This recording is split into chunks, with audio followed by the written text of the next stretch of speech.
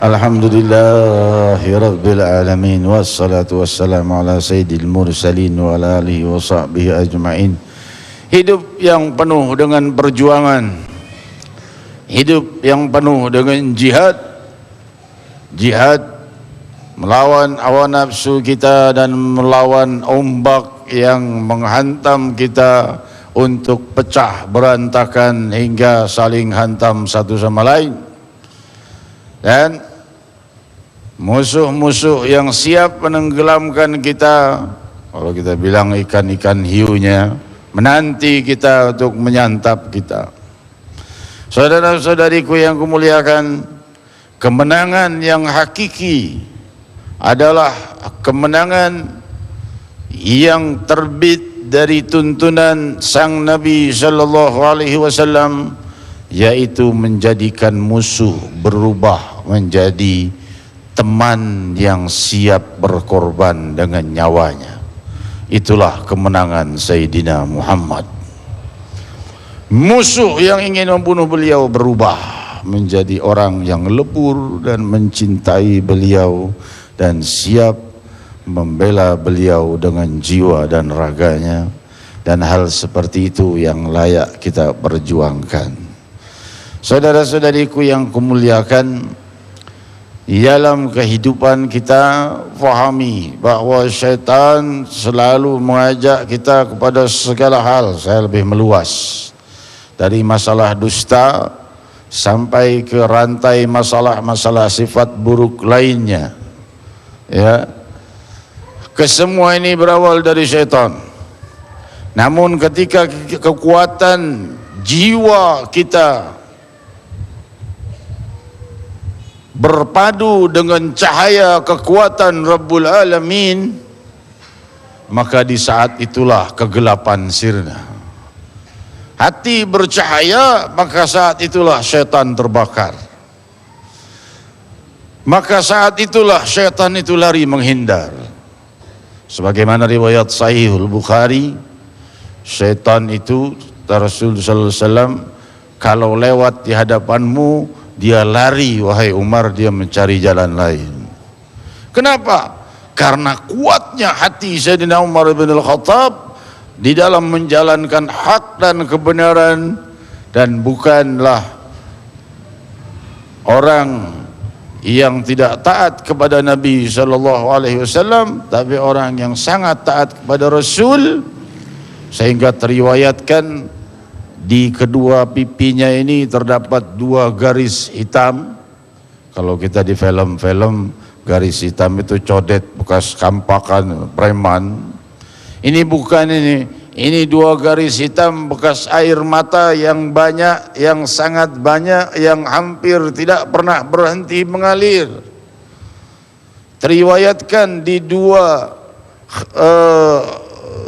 pipi beliau khattan aswadan, 2 garis hitam di antara kedua pipinya, dari air mata yang terus mengalir, dari doa yang tidak berhenti yang disabdakan oleh Nabi sallallahu alaihi wasallam, jadilah bibirmu itu selalu basah dari berzikir.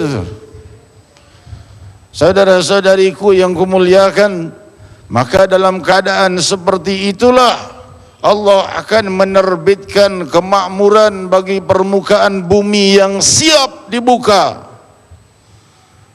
Rasul sallallahu alaihi wasallam ketika di akhir hayatnya, khutbah terakhirnya, wasiat terakhir sang Nabi, diriwayatkan dalam Sahih Bukhari, beliau keluar dipegangi oleh sahabat dengan sorbannya yang basah karena keringat yang terus mengalir dalam demam yang demikian berat. Beliau bersabda, setelah aku wafat nanti akan muncul perpecahan, akan muncul fitnah, akan muncul gempa bumi, dan akan muncul segala hal-hal yang sangat membuat kalian tidak senang, dan akan banyak yang mengaku nabi, dan setelah itu akan muncul kemakmuran. Para sahabat bertanya, kapan itu yang kemakmurannya ya Rasulullah? Rasul berkata, jika mereka mencintai sujud lebih dari segala-galanya, saat generasi orang yang mencintai sujud muncul, kemakmuran berlimpah di permukaan bumi. Hadirin hadirat, itulah janji Nabi Muhammad sallallahu alaihi wasallam.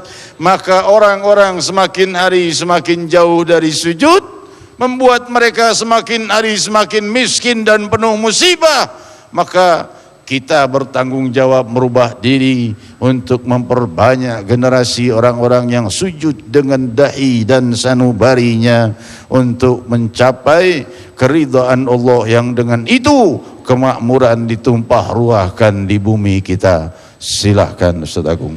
Subhanallah, itulah tadi sesungguhnya jawaban dari apa yang telah kita bahas dari segmen 1 hingga segmen 8. Bahwa ternyata untuk menghadapi segala macam kebusukan, kebohongan adalah kembali dalam diri kita sendiri.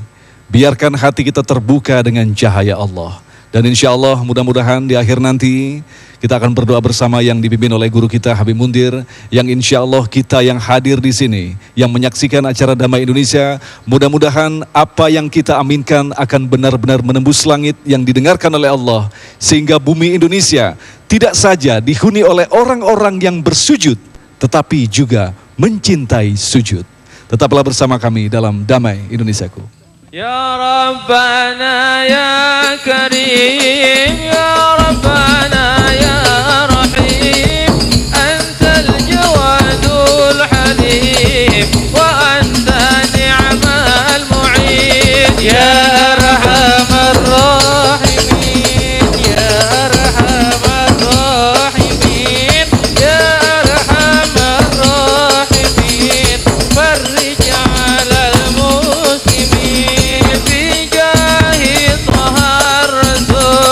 جد ربنا بالقبول وهب لنا كل زول، ربي استجب لي امين يا ارحم الراحمين، يا ارحم الراحمين، يا ارحم الراحمين. Sangat-sangat gampang.